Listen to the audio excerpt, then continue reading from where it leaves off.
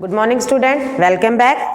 हम यहाँ पर दिल्ली सल्तनत का पार्ट 2 लेके आए हैं। यहाँ पर हम लोगों ने ऑलरेडी बता चुकी हूँ मैं प्रीवियस वीडियो में कि किस प्रकार से दिल्ली सल्तनत की शुरुआत हुई थी।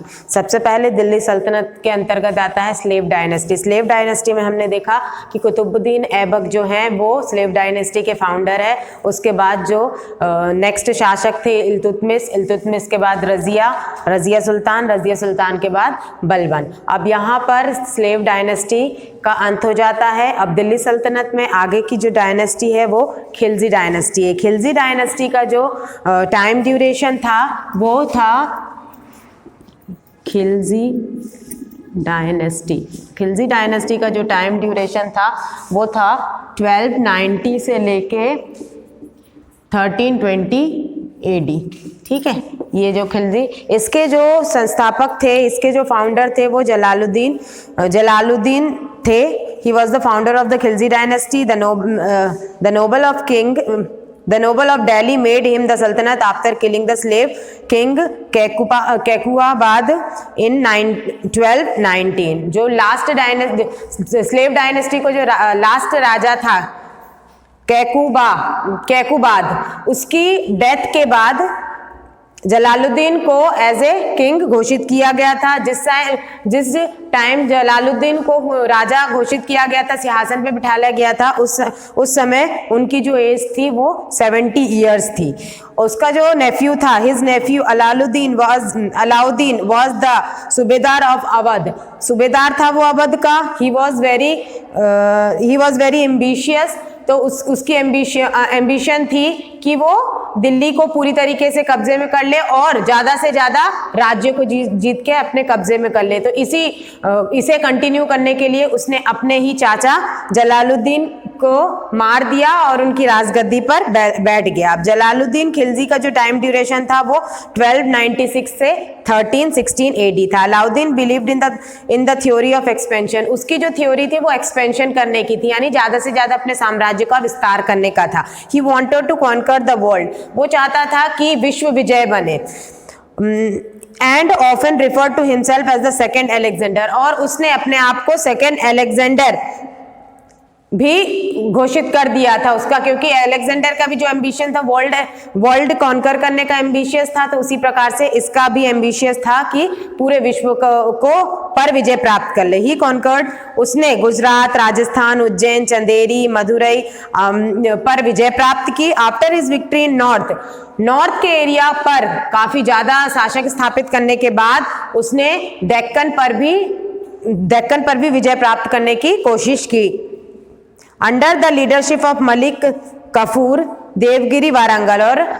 और उसने डेक्कन पर यानी साउथ की तरफ देवगिरी और वारंगल पर विजय प्राप्त कर ली थी।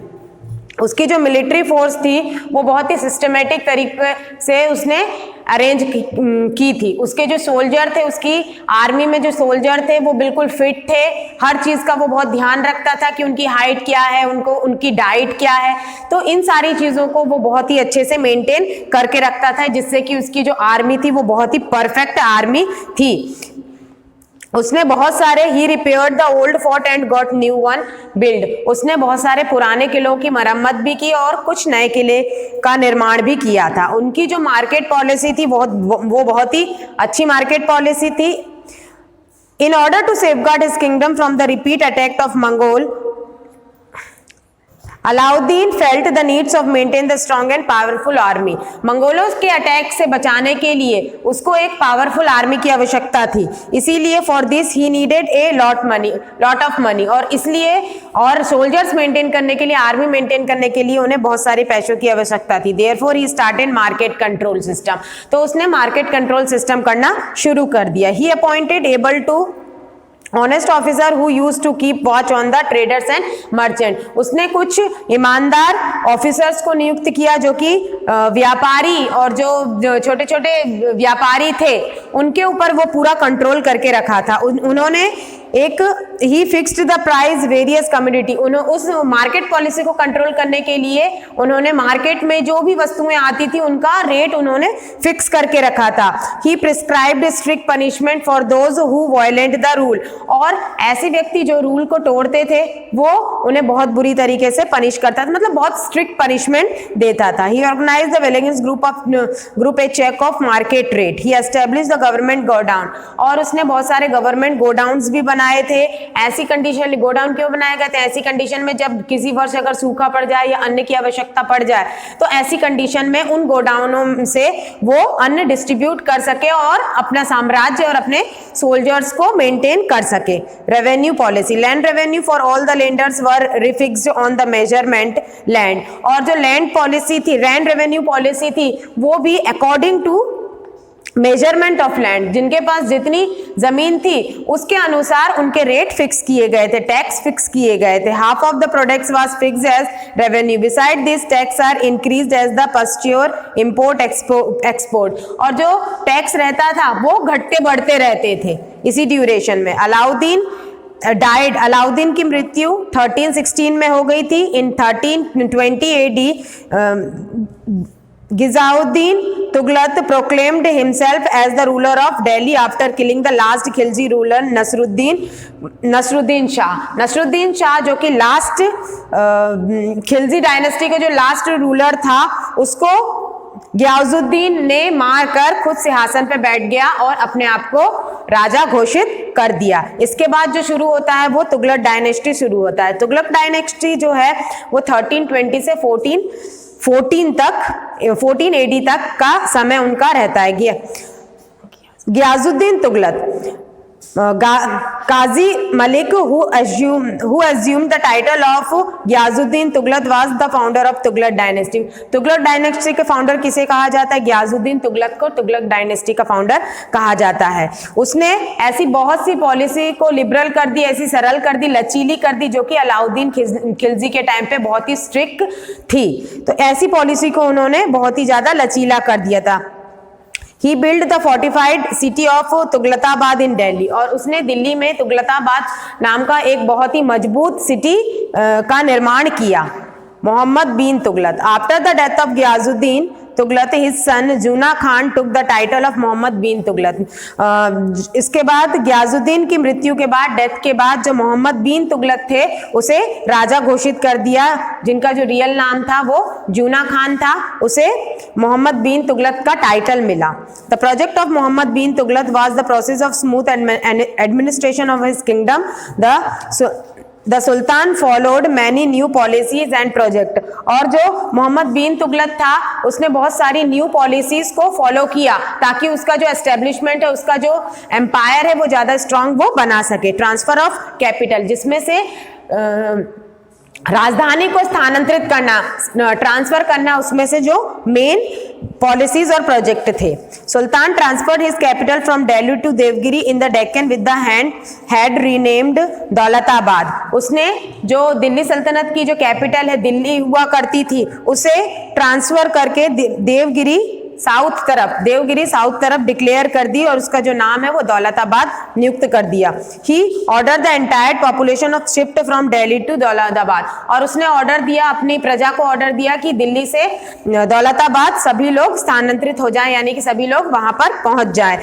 His caused great hardship to people and climate did not suit them, और जो व्यक्ति थे जो दिल्ली से देवगिरी गए थे उन लोगों को वहां का जो क्लाइमेट है वो सूट नहीं हो रहा था, या आप कह सकते हो कि वहां के पीपल वहां एडजस्ट नहीं कर पा रहे थे। दिल्ली के जो पीपल्स थे वो देवगिरी में एडजस्ट नहीं कर पा रहे थे। Within 5 years the capital was shifted back to Delhi, और 5 साल के अंतर में ही देवगिरी से वापस से जो कैपिटल है वो दिल्ली में वापस आ गई।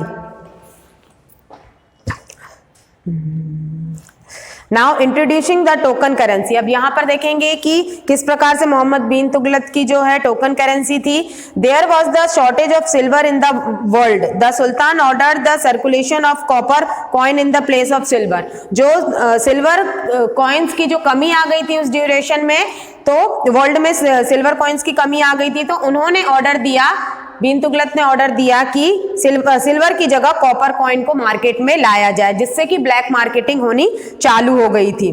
Trade and commercial suffers due to it and sultan had to withdrawal the token currency. उसके बाद वापस से जो कॉपर करेंसी है उसको वापस से हटा दिया गया।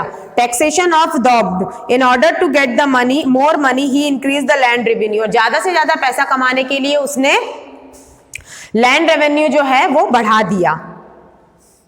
गंगा और यमुना प्लेन जो कि ज्यादा फर्टाइल प्लेस थे, यहाँ पर उन्होंने लैंड रेवेन्यू को बहुत ही ज्यादा बढ़ा दिया था। The reason at this time was passing through the famine. और ऐसी कंडीशन में वहां पर सूखा की स्थिति बन गई थी। There was the general discount among the people. मतलब सूखा की कंडीशन हो चाहे अच्छी प्रोडक्शन हो, दोनों ही कंडीशन पे जो लैंड रेवेन्यू है वो बहुत ही हाई रहती थी, जिससे लोगों को लैंड रेवेन्यू देने में बहुत ही ज्यादा कठिनाई आती थी। All the project started by the Sultan failed on account of proper enforcement। जितने भी प्रोजेक्ट सुल्तान द्वारा चलाए गए थे वो सारे प्रोजेक्ट एक के बाद एक फेल होते हो गए। जैसे कि पहला उन्होंने कैपिटल ट्रांसफर किया तो वो भी उसे वापस दिल्ली लेके आना पड़ा, ये प्रोजेक्ट भी उसका फेल हुआ। जो टोकन करेंसी थी सिल्वर की जगह कॉपर को यूज करने की, वो भी उसकी फेल हो गई। उसके बाद जो टैक्स की ज्यादा से ज्यादा मुनाफा कमाने के लिए जो टैक्स में बढ़ोतरी की थी वो भी उसका फेल हो गया। तो इस प्रकार से जो जितने भी प्रोजेक्ट उसने स्टार्ट किए थे वो पूरी तरीके से फेल हो गए। तो इसीलिए जो हिस्ट्री है, हिस्ट्री में जो बीन तुगलक है उसे एक सन की राजा के नाम से भी जाना जाता है, क्योंकि उसने अपनी महत्वाकांक्षाओं को बगैर सोचे समझे करने का प्रयत्न किया था। उसके बाद जो नेक्स्ट दिल्ली सल्तनत थी, दिल्ली सल्तनत के जो राजा थे वो फिरोज शाह तुगलक थे।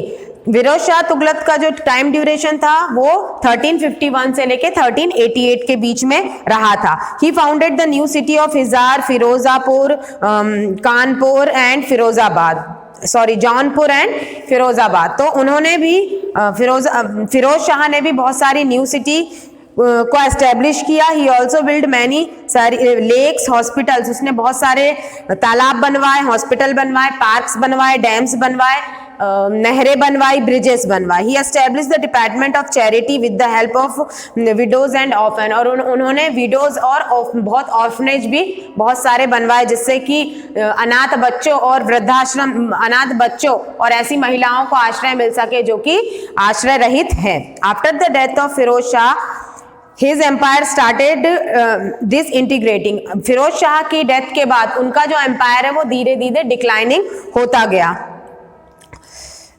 During the reign of Nasruddin Muhammad, the last ruler of the dynasty, Taimur, the Mongol ruler from the Central Asia invaded India. He reached Delhi in 1938 AD and ordered to general measures, and people were robbed, disgraced and butchered. He returned in 1399। इसके बाद 1398 में तैमूर जो एक Mongol ruler था वो भारत पर उसने attack किया। किस ड्यूरेशन में? फिरोज शाह तुगलक के ड्यूरेशन में ही उन्होंने भारत पर आक्रमण किया और यहाँ पर बहुत ज्यादा लूटपाट की, यहाँ का बहुत ज्यादा धन संपत्ति लेके वो 1399 AD में वापस रिटर्न हो गया। सैयद डायनेस्टी। उसके बाद जो सैयद डायनेस्टी आई, सैयद डायनेस्टी का जो ड्यूरेशन था वो 1414 से लेके 1451 तक का था। After the death of last Sultan of Tughlaq dynasty, last Sultan Tughlaq dynasty के जो लास्ट सुल्तान था खीजरा खान, उसकी डेथ के बाद who was appointed the governor of Timur e Lang conquered the Delhi and led the foundation of the Sayyid dynasty. और उस समय जो गवर्नर था तैमूर ए लंग, उसने उसकी डेथ के बाद पूरी सल्तनत को अपने कब्जे में कर लिया था, यानी कि उसने दिल्ली को जीत लिया था। The last ruler of this dynasty was Alam Shah. तो आप कह सकते हो कि इसके जो लास्ट डायनेस्टी था वो कौन था? आलम शाह था। In 1451 amirs of Delhi inverted the Afghan ruler of Punjab Bahlol Lodhi and crowded him the sultanate of Delhi. उसके बाद 1951 में अफगान का जो रूलर था बहलोल लोदी, उसने पंजाब पर अटैक कर लिया और दिल्ली सल्तनत को अपने कब्जे में कर लिया। Now Lodi dynasty, Lodi dynasty का जो फाउंडर है वो बहलोल लोदी कहलाता है। इसका जो टाइम ड्यूरेशन था वो 1451 था, 1451 से लेके 1489 AD। Bahlol Lodi founded the Lodi dynasty. After Bahlol Lodi his son Sikandar Lodi become the ruler. उसकी डेथ के बाद सिकंदर लोदी जो नेक्स्ट रूलर बने, उसने he shifted his capital from Delhi to Agra. उसने दिल्ली की जगह पर आगरा को अपनी कैपिटल घोषित किया। He worked for welfare and work of his subject and to make his kingdom powerful. और उसने अपने काम को बहुत अच्छे तरीके से किया और एक पावरफुल किंगडम के साथ वो उभरा। उसके बाद जो नेक्स्ट इसी लोदी वंश का जो नेक्स्ट रूलर था वो Ibrahim Lodi. The last ruler of Lodi dynasty was Ibrahim Lodi. या आप ये कह सकते हो कि लोदी डायनेस्टी का जो लास्ट रूलर था वो इब्राहिम लोदी था। The Afghan noble revolved against him and inverted Babur the ruler of Kabul to attack India. उसके बाद जो काबुल का जो रूलर था बाबर ने दिल्ली सल्तनत पर अटैक किया और इब्राहिम लोदी को हरा दिया, और जिसके बाद जो दिल्ली सल्तनत है वो मुगलों के शासन में आ गई। Those were the kingdom of Bahmani, Vijayanagar, Mewar, Malwa, Gujarat, Jaunpur and Bengal. Bahmani kingdom, Vijayanagar kingdom, ये जो किंगडम्स हैं बमानी किंगडम्स और विजयनगर किंगडम्स, ये जो है वो साउथ के कुछ डेक्कन पोर्शन के किंगडम्स हैं। There was a conflict between causes of declining of Delhi सल्तनत। अब यहाँ पर हम देखेंगे कि किस प्रकार से दिल्ली सल्तनत का डिक्लाइनिंग हुआ, पतन हुआ। वीक एडमिनिस्ट्रेशन, वहां का जो एडमिनिस्ट्रेशन था वो वीक था। जो सुल्तान थे वो केवल अपनी पावर को शो करते थे और अपने साम्राज्य को क्या विस्तार पर ही ज्यादा उन्होंने विशेष ध्यान दिया था। No defined law of success, उनकी जो सफलता का कोई मेन लक्ष्य नहीं था। आफ्टर द इंटरनल डिफरेंस, आपसी जो अंतराल थे राजाओं के बीच में, आपसी जो अंतर थे वो बहुत ही ज्यादा बढ़ गए थे, जिसके कारण किसी भी राजा को, किसी भी शासक को दूसरे राजा और शासक से कोई मतलब नहीं था। तो ये भी उनकी एक कमजोरी थी जिसके कारण जो दिल्ली सल्तनत है वो कह सकते हो आप कि विदेशों ने कई बार उस पर आक्रमण किए, विदेशी साम्राज्यों ने कई बार उस पर आक्रमण किया। Ill treatment for the Hindus and revolt for the local ruler, जो लोकल रूलर थे उन्होंने, जो हमारे भारत के ही रूलर थे, उन्होंने भी हिंदू के साथ बहुत अच्छे हिंदू मतलब इंडिया में रह रहे पीपल्स के साथ उन्होंने अच्छा व्यवहार नहीं किया था। तो ये भी एक कारण था। The policy of Mohammad bin Tughlaq, जो मोहम्मद बिन तुगलक की जो न्यू पॉलिसीज थी उससे भी जो पीपल थे वो बहुत निराश हो गए थे। Invasion of Taimur, the invasion of Taimur struck the fatal below the Delhi. He ordered killing, looting and plundering. The order to army and economic was shattered. और यहाँ पर देखेंगे हम कि जितने भी साम्राज्य आए थे उन्होंने ज्यादा से ज्यादा यहाँ पर लूटपाट करने की कोशिश की थी। ऐसे बहुत ही कम शासक थे जिन्होंने यहाँ की जनता और यहाँ के एस्टेब्लिशमेंट के बारे में सोचा था। तो ये सारे कारण थे जिससे कि दिल्ली सल्तनत पतन की ओर आ गई थी।